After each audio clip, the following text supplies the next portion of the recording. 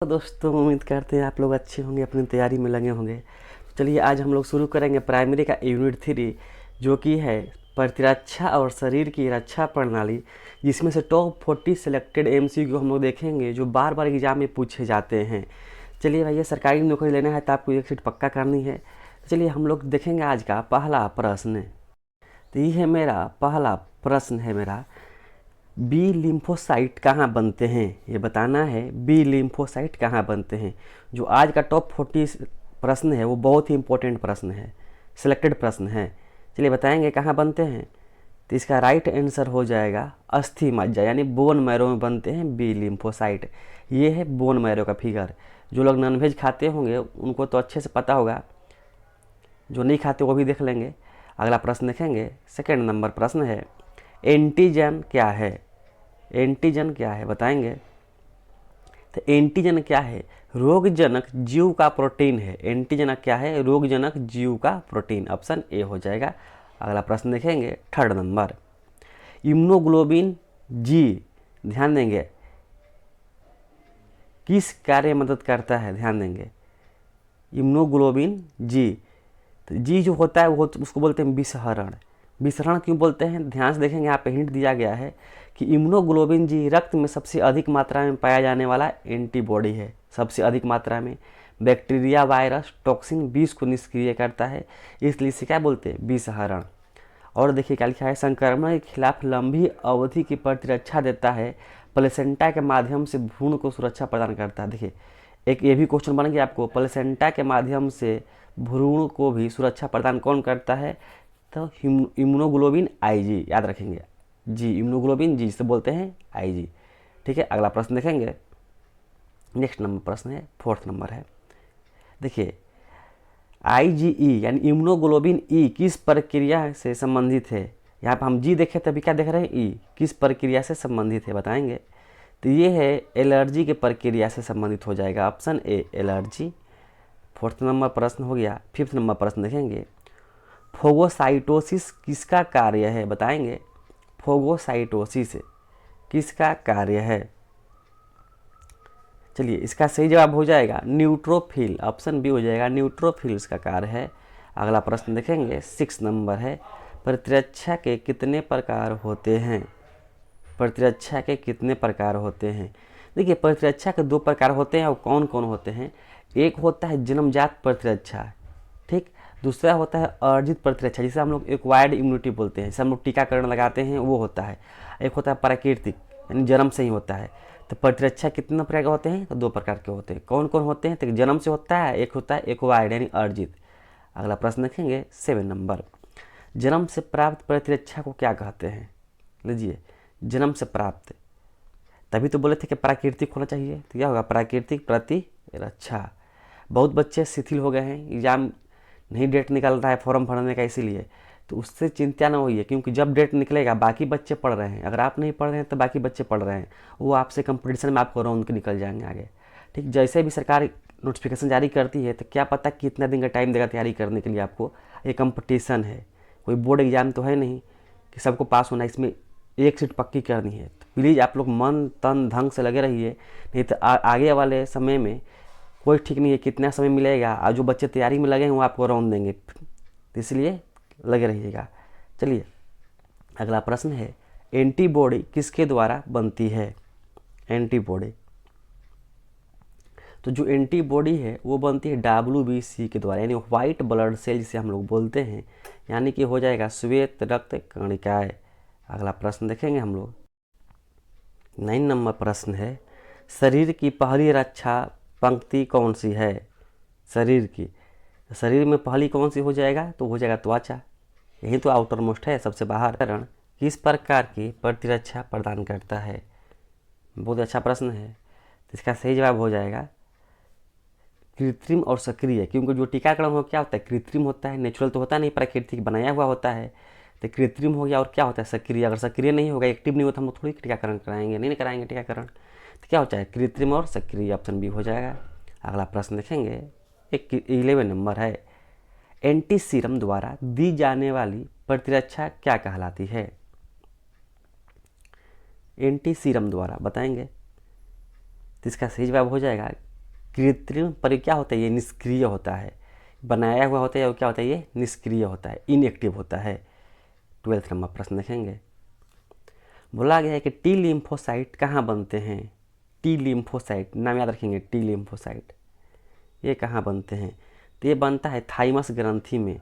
बहुत लोग बोलेंगे अस्थि मज्जा, लेकिन ध्यान देंगे आप लोगों को, यहाँ पर हम दे दिए हैं, लिख दिए हैं, हिंट समझ लेंगे।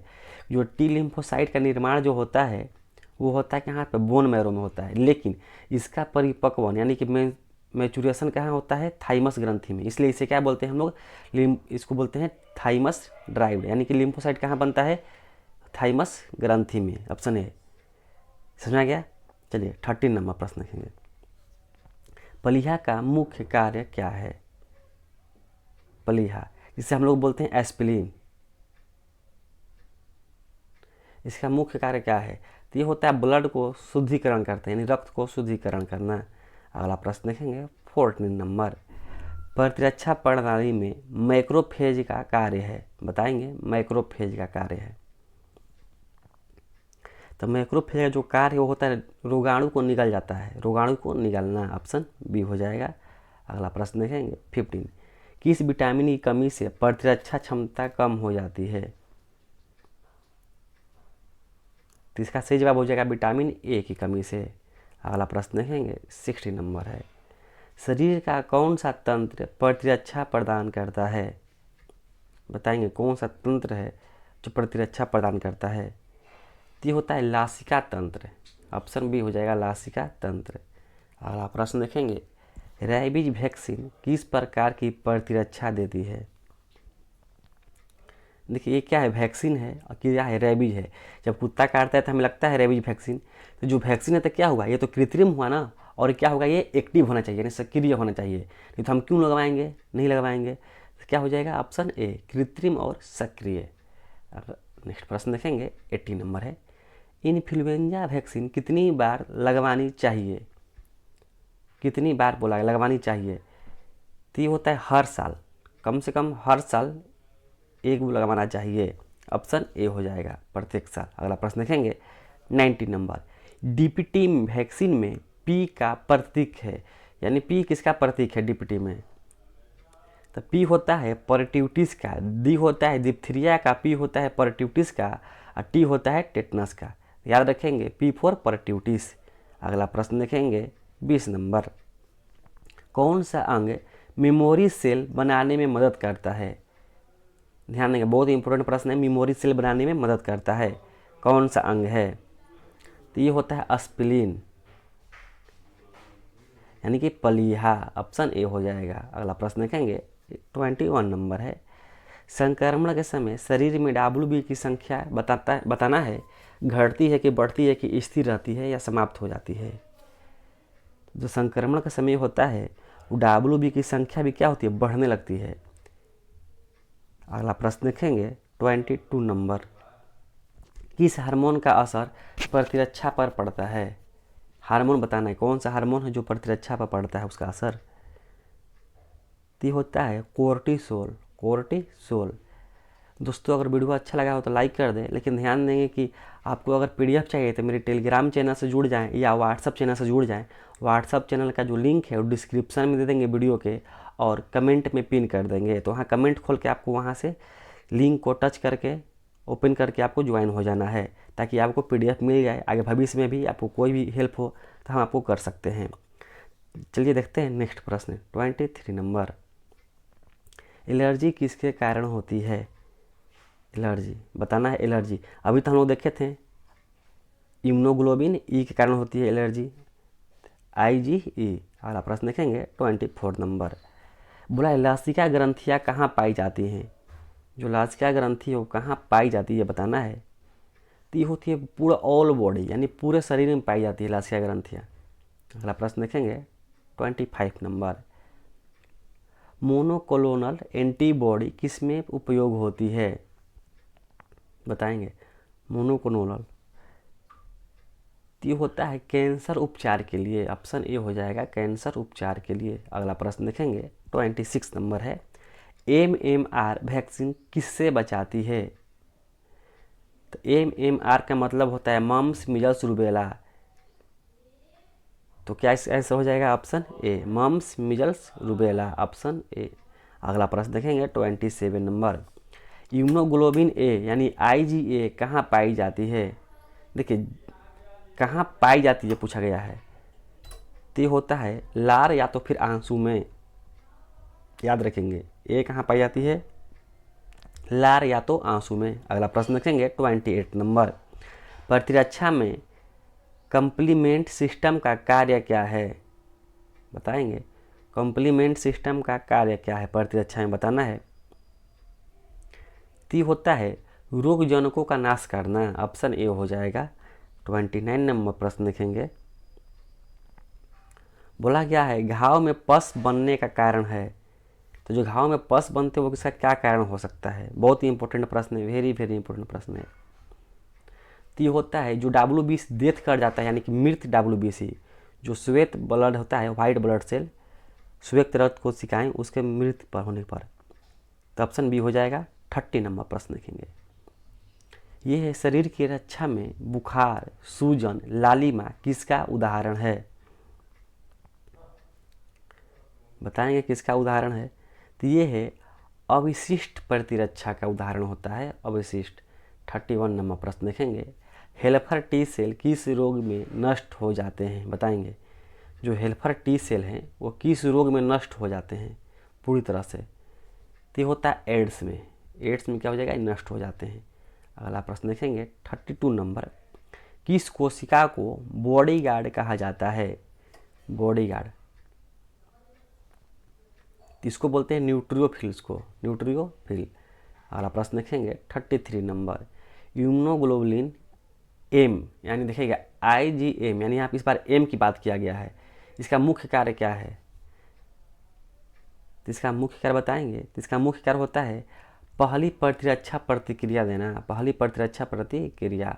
नेक्स्ट प्रश्न है, वैक्सीन की खोज किसने की है? वैक्सीन की खोज किसने की है बताएंगे? इसका राइट आंसर हो जाएगा ऑप्शन ए, पास्चर में। अगला प्रश्न देखेंगे 35, BCG वैक्सीन कहाँ लगाई जाती है? देखिए ये सिंपल प्रश्न है, पर इसमें बहुत कन्फ्यूजन होता है कि राइट हैंड पे या लेफ्ट हैंड पे, यानी कि दाएं या बाएं, इसी बताना है आपको। तो इसका राइट आंसर हो जाएगा, ये होता है बाएं हाथ पे, ऑप्शन बी बाएं, यानी कि लेफ्ट, याद रखेंगे लेफ्ट, जिससे हम लोग खाना नहीं खाते हैं उस हाथ से होता है BCG का टीका। अगला प्रश्न देखेंगे नेक्स्ट 36, कौन सा एंटीबॉडी प्लेसेंटा से होकर भ्रूण तक पहुंच सकता है? देखिए हम लोग हिंट में देखे थे कि प्लेसेंटा से लेकर भ्रूण तक कौन पहुंच सकता है? तो इम्यूनोग्लोबिन जी यानी IG बोले थे हम लोग, यानी ऑप्शन क्या हो जाएगा? बी, 36 का बी। अगला प्रश्न देखेंगे 37, एंटीबॉडी को हिंदी में क्या कहते हैं? बहुत अच्छा प्रश्न है, एंटीबॉडी को हिंदी में क्या कहते हैं? तो इसको बोलते हैं प्रतिपिंड, ऑप्शन बी याद रखेंगे, प्रतिपिंड। एंटीबॉडी को क्या बोलते हैं? प्रतिपिंड। देखिए बहुत ही इंपॉर्टेंट क्वेश्चन है ये है। अगला प्रश्न देखेंगे 38 नंबर है, किस वैक्सीन का निशान जीवन भर शरीर पर रहता है? यानी पूरे बॉडी पर रहता है जीवन भर, तो होता है BCG का टीका। अगला प्रश्न देखेंगे 39 नंबर, कौन सा एंटीबॉडी शरीर में सबसे अधिक मात्रा में पाया जाता है? देखिए हम बहुत कम समय में आप लोग को 10 से 12 मिनट के अंदर आप लोग को 40 क्वेश्चन करवा देते हैं, और वहीं इस वीडियो को लाइव करते हैं हम तो आपको 1 से 1.5 घंटा लगता है, क्योंकि टाइम पास वहाँ पर होता है। तो हम लोग के पास टाइम नहीं है कि टाइम पास करें, मेन मुद्दा है हम लोग को रिजल्ट का, यानी कि जो भी काम करें रिजल्ट ओरिएंटेशन काम करते हैं हम लोग। चलिए इसका राइट आंसर क्या होगा? देखिए पूरे शरीर में कौन सा पाया जाता है? बताए थे कि IG होता है, इम्यूनोग्लोबिन जी ये पूरे शरीर में पाया जाता है। और इससे पहले भी एक क्वेश्चन देखे थे हम लोग। नेक्स्ट प्रश्न देखेंगे 40 नंबर, DPT वैक्सीन में D का मतलब क्या है बताना है। ये क्वेश्चन हम अभी कराए थे ना कि P मतलब परट्यूटिस, D मतलब डिप्थीरिया और T मतलब टेटनस। तो D का मतलब क्या हो जाएगा? Diphtheria, option A right answer हो जाएगा। देखिए D से शब्द है डेंगू है, डायरिया, डिप्रेशन, लेकिन क्या होगा? डिप्थीरिया याद रखिएगा। और वीडियो अच्छा लगा हो तो लाइक करें, चैनल को सब्सक्राइब करें, मिनिमम कम से कम 3 दोस्तों के पास जरूर शेयर करें। धन्यवाद। और आपको PDF चाहिए तो मेरे WhatsApp चैनल और टेलीग्राम चैनल से जुड़ जाएं।